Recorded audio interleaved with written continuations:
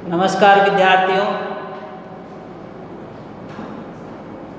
MS college अजयपुरा की online class में आप सबका स्वागत है। दोस्तों, हमने पिछली क्लास में आदिकाल व भक्तिकाल के भेद उपभेद के बारे में चर्चा की।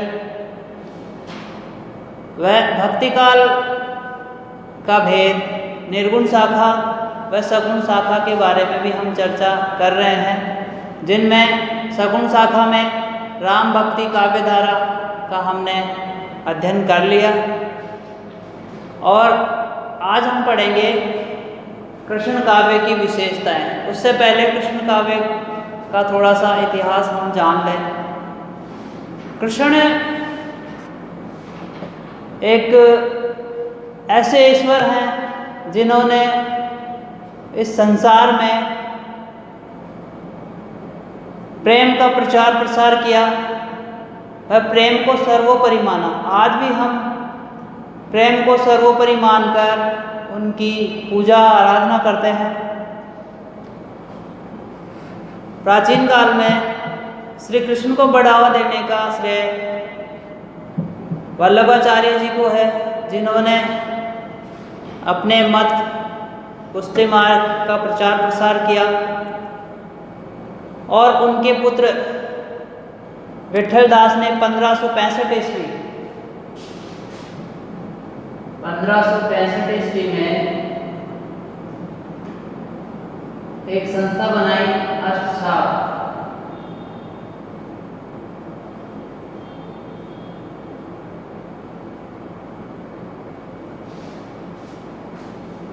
एक 8 शाखाओं की, 8 कवियों की एक संस्था बनाई, अष्टछाप, जिसमें 8 कवि शामिल थे, जिनमें सूरदास भी थे। इसमें 4 शिष्य वल्लभाचार्य जी के और 4 विठल दास के, उनके पुत्र के। इसके बाद में कृष्ण भक्ति को बढ़ावा देने का श्रेय अन्य संप्रदायों को भी जाता है, जिनमें निम्बार्क संप्रदाय है, हित हरिवंश संप्रदाय है, राधा वल्लभ संप्रदाय है। वृंदावन में, वर्तमान में वृंदावन में राधा वल्लभ संप्रदाय का आधिपत्य है। वहाँ पर राधा को सर्वोपरि मानकर पूजा अर्चना की जाती है। और जिस श्री कृष्ण की छवि आज हमारे मनों में अंकित है, उस छवि को अंकित करने का सबसे ज़्यादा श्रेय जाता है सूरदास जी को। और अन्य कवि भी हैं, जैसे रसखान है, मीरा है, नंददास है, गुम्बन दास है।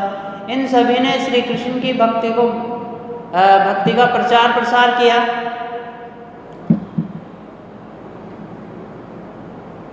और आज हम श्री कृष्ण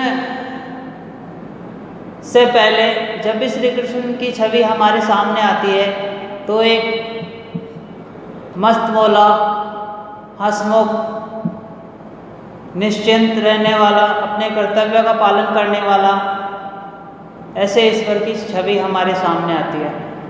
ऐसा ईश्वर जिसको स्मरण करते ही हमारी सारी चिंताएं दूर हो जाती हैं। आइए हम चर्चा करते हैं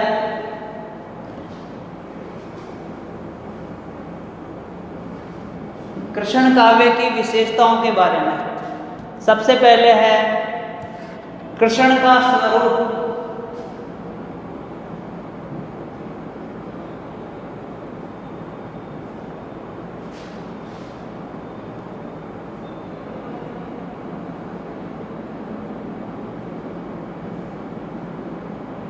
कृष्ण का स्वरूप।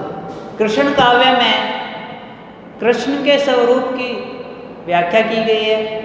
श्री कृष्ण को विष्णु का अवतार माना गया है और उनको लोक रंजन की श्रेणी में रखा गया है। कुछ विद्वानों के अनुसार महाभारत में जिस कृष्ण का वर्णन है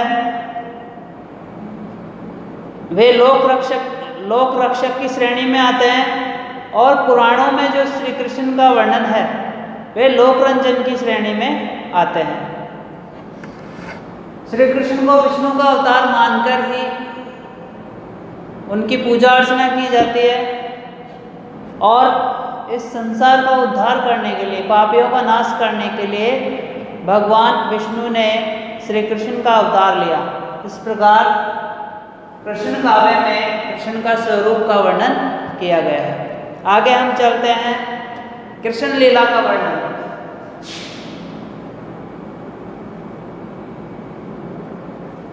कृष्ण लीला का वर्णन। कृष्ण लीला का वर्णन।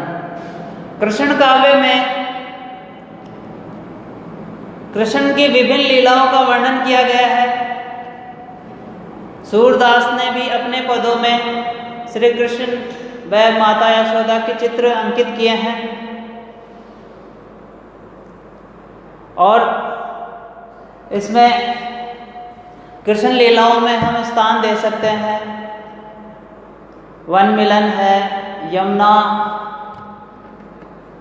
यमुना जी के पास श्री कृष्ण ने जो लीलाएं की, बाल क्रीड़ाएं की, वह उनकी नटखट लीलाओं का वर्णन कृष्ण काव्य में किया गया है। इसके अलावा श्री कृष्ण के प्रेम लीलाओं का भी इसमें वर्णन मिलता है। कृष्ण ने अनेक लीलाएं की है। कृष्ण वध है, कालियामर्दन है, आदि लीलाओं का इसमें कृष्ण काव्य में वर्णन मिलता है। अगला जो पॉइंट है वो है प्रेम लक्षणा भक्ति।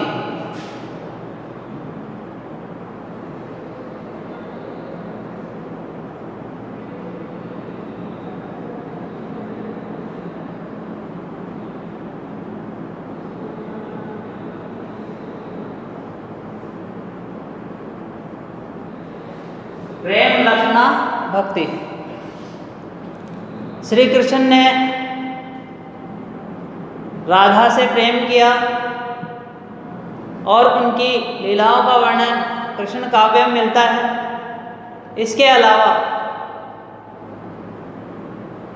कृष्ण भक्त कवियों ने अपने काव्य में प्रेमा भक्ति को महत्व दिया है, और प्रेम के आधार पर ही ईश्वर की प्राप्ति की जाए, ऐसा उन्होंने अपने पदों में समझाया है। और श्री कृष्ण ने भी कहीं कहीं पर अपने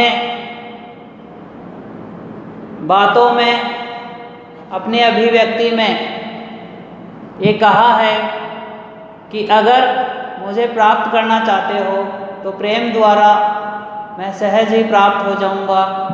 मुझे ज्ञान द्वारा प्राप्त करने की कोई दिक्कत नहीं है, या ज्ञान के द्वारा मुझे प्राप्त नहीं किया जा सकता। जैसा कि सूरसागर सार में बताया गया है कि जब उद्धव गोपियों को ज्ञान का पाठ सिखाने जाते हैं, लेकिन वहाँ पर गोपियों की प्रेमा भक्ति को देखकर वे अपने ज्ञान को भूल जाते हैं और भाव विभोर हो जाते हैं। तो इस प्रकार के पदों में उदाहरण मिलता है कि जो कृष्ण भक्त कवि हैं वे प्रेमा भक्ति को ही सर्वोपरि मानते हैं, और प्रेम के द्वारा ही श्री कृष्ण को प्राप्त करने का संदेश देते हैं। अगला जो पॉइंट है वो है सौंदर्य चित्रण।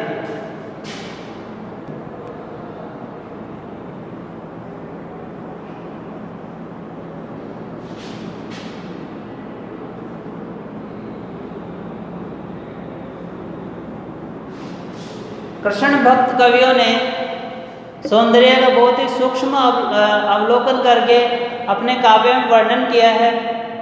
कृष्ण भक्त कवियों ने श्री कृष्ण के बहुत ही आकर्षक, कामुक और स्वाभाविक वर्णन किया है, और कृष्ण भक्त कवियों ने राधा का भी सौंदर्य चित्रण किया है। जिसका उदाहरण हम देखते हैं कि काम कमान समान बोध हो, काम कमान समान बोध हो, चंचल नैन सरोज, अली गंजन अंजन रेखा के बरसत बान मनोज।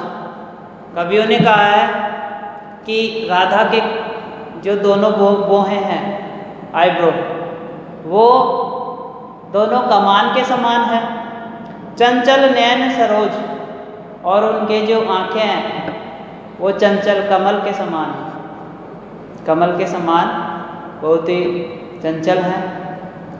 अली गंजन अंजन रेखा के बरसत बान मनोज, और उनकी आँखों में जो काले अंजन काजल लगा हुआ है, उससे ऐसे प्रतीत हो रहा है कि जैसे बरसात होने वाली है। बरसत मनोज, बरसत बाण मनोज, उनकी आंखों को देखकर ऐसे लगता है जैसे कामदेव अपने बाण बरसा रहे हो, अपनी भावनाओं के बाण बरसा रहे हो। दोस्तों, अगला जो पॉइंट है वो है प्रकृति चित्रण।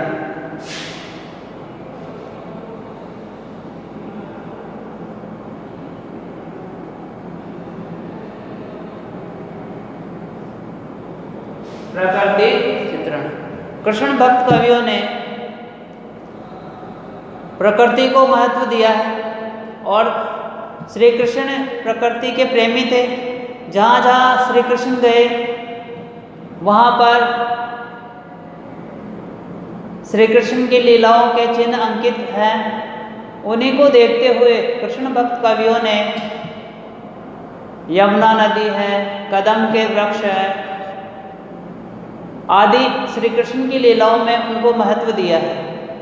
इस प्रकार हम कह सकते हैं कि कृष्ण भक्त कवियों ने प्रकृति चित्रण बहुत ही आकर्षक ढंग से किया है। इसका एक उदाहरण देखिए। तब ते लता लगती अति शीतल, यहाँ पर जो गोपियाँ हैं वो उद्धव से कहती है कि जब श्री कृष्ण यहाँ पर थे तब ते लता लगती अति शीतल, जब श्री कृष्ण यहाँ पर थे तो हमें ये लताएं बहुत ही शीतल महसूस होती थी, अनुभव होती थी।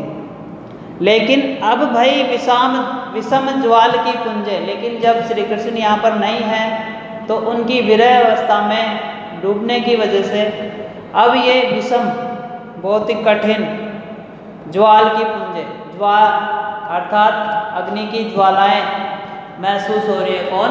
लताएं। तो इस प्रकार से हम कह सकते हैं कि कृष्ण भक्त कवियों ने प्रकृति चित्रण बहुत ही आकर्षक ढंग से किया है। अगला जो पॉइंट है वो है रस योजना।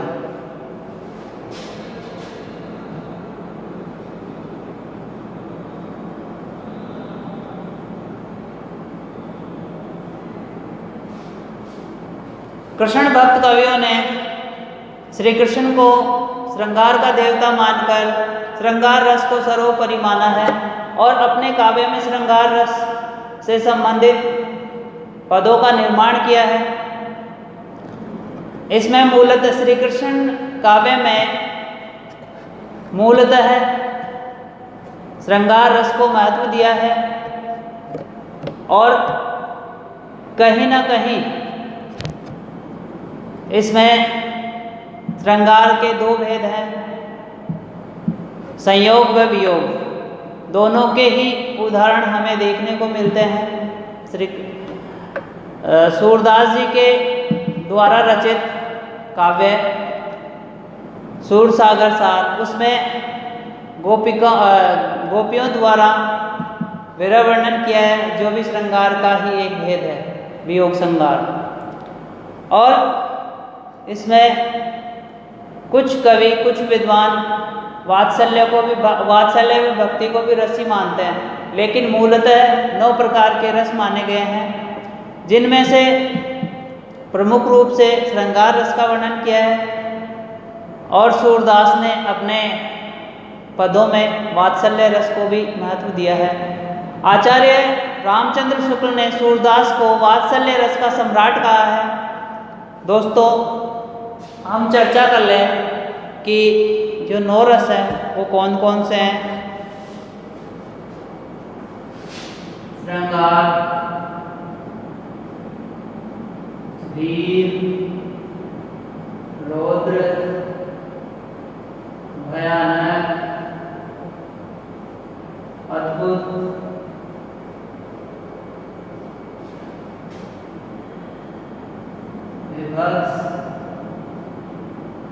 करुण, शांत और हास्य।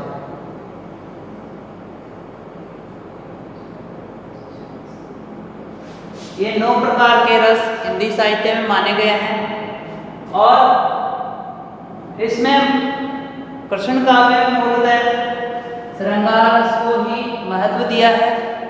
इसमें कहीं ना कहीं इसके अलावा कुछ विद्वानों ने वात्सल्य रस और भक्ति रस भी माने हैं, लेकिन वो श्रृंगार रस के अंतर्गत ही आ जाता है।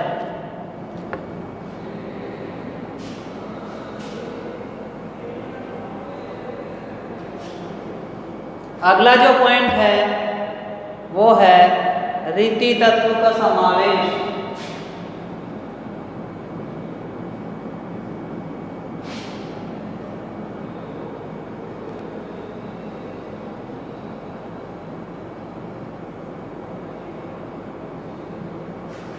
रीति तत्व का समावेश।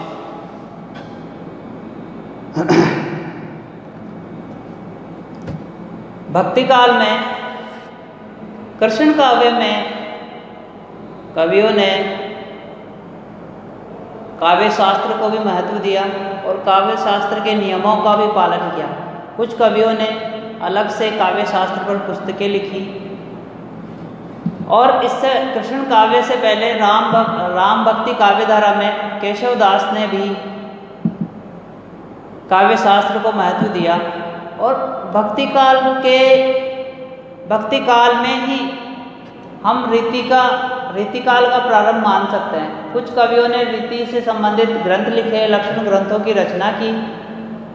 उसी का समावेश, रीति तत्व का समावेश श्री कृष्ण भक्त कवियों ने भी किया है, जिसमें हम नाम ले सकते हैं कि सूरदास की साहित्य लहरी, जिसमें नायिका भेदों के बारे में चर्चा की है, और नंददास की, जो कृष्ण भक्त कवि अष्टसाप कवियों में ही माने जाते हैं और सबसे पढ़े लिखे विद्वान भी है नंददास। उनकी एक रचना है रस मंजरी, उसमें भी रस छंद अलंकारों के उदाहरण देखने को मिलते हैं। इस प्रकार हम कह सकते हैं कि कृष्ण काव्य में रीति तत्व का समावेश है। रीति शब्द का मतलब होता है चलन या ढंग। इसकी चर्चा हम सेकेंड ईयर क्लास में रीति काल के दरमियान करेंगे। रीति क्या है? विशेषतः रीति का मतलब होता है चलन या ढंग या परंपरा। काव्य शास्त्र की परंपरा है, उसी के अनुसार रचना करना, वह कहलाता है रीति। और काव्य शास्त्र की जो परंपरा का पालन करते हैं वही कवि कहलाते हैं रीतिबद्ध कवि, और जो उसकी परंपरा का पालन नहीं करते वे कहलाते हैं रीति मुक्त कवि। और वे कवि जो रीति का ज्ञान होने के बावजूद भी अलग से कोई पुस्तक की रचना नहीं करते, वे कहलाते हैं रीति सिद्ध। तो यहाँ पर हम कह सकते हैं कि जो कृष्ण भक्त कवि है, उनके काव्य में रीति तत्व का भी समावेश है, क्योंकि उन्होंने अलग से भी एक पुस्तकों की रचना की है जिसमें काव्य शास्त्र के नियमों का उदाहरण व वर्णन किया गया है। अगला जो पॉइंट है वो है काव्य रूप।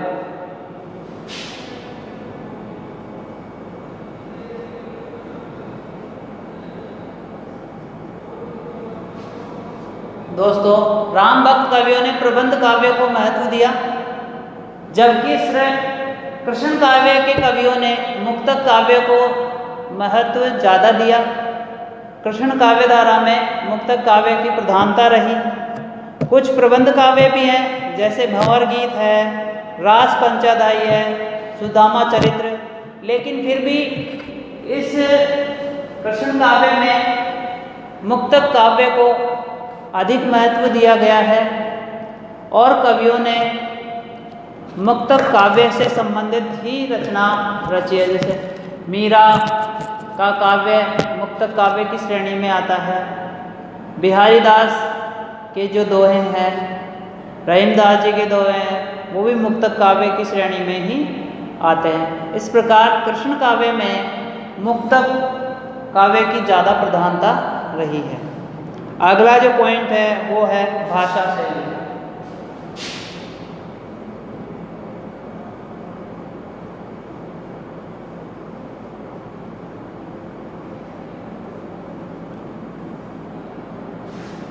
राम भक्त कवियों की प्रधान भाषा अवधी थी, जबकि कृष्ण भक्त कवियों की प्रधान भाषा ब्रज भाषा थी।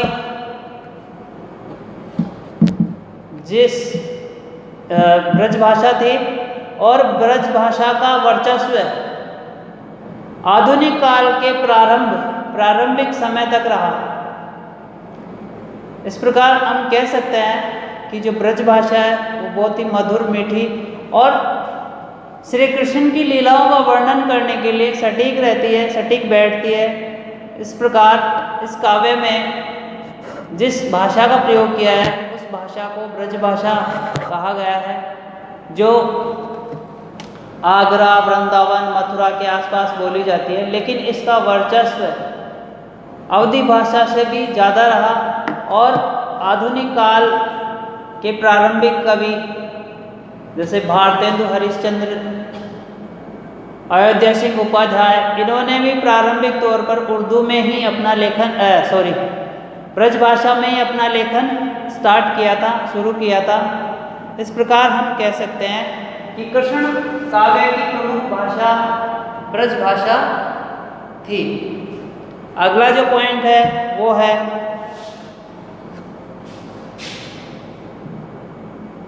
छंद व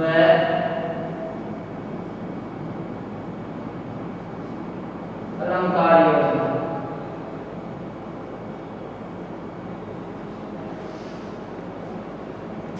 कृष्ण भक्त कवियों ने बहुत से छंदों का प्रयोग किया है, जिनमें प्रमुख है दोहा, चौपाई, सवैया आदि।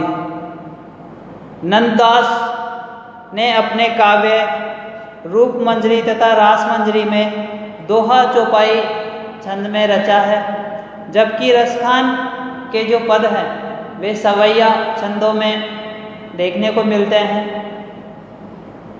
अन्य जो कवि हैं उन्होंने भी अलग अलग छंदों का पालन किया है और दोहा छंद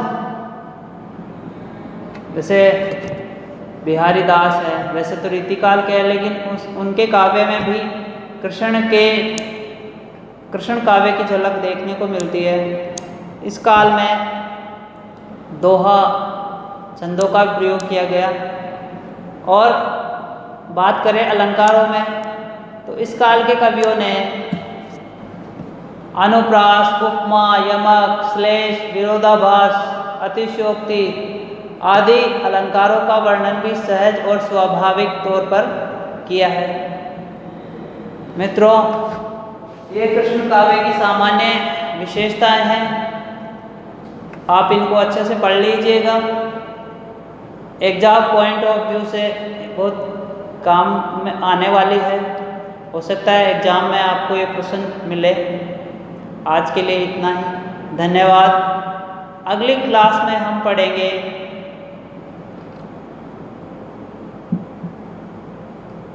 सूरदास के काव्य की विशेषताओं के बारे में। धन्यवाद।